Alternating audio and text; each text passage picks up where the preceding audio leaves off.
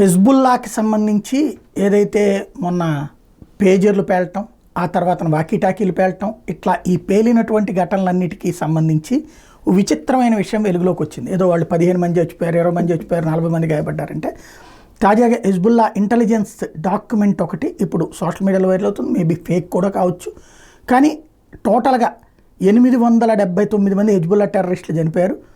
అంటే వాళ్ళ దృష్టిలో వాళ్ళ యోధులు చనిపోయారని ఇచ్చిందనమాట. 291 మంది సీనియర్ కమాండర్లు చనిపోయారని, 509 మంది కళ్ళు దెబ్బతిన్నాయని, అలాగే 1735 మంది తీవ్రంగా గాయపడ్డారని, రీప్రొడక్టివ్ ఆర్గాన్స్ అంటే జేబుల్లో పెట్టుకుంటే ఏమవుతుంది, ఏదైతే పురుషాంగాలు దెబ్బతిన్నాయి అన్నటువంటిది, 613 మంది పర్మనెంట్ డ్యామేజ్ అయిపోయారంటే ఇక లెగవలేని పరిస్థితిలో ఉన్నారు. ఏదైతే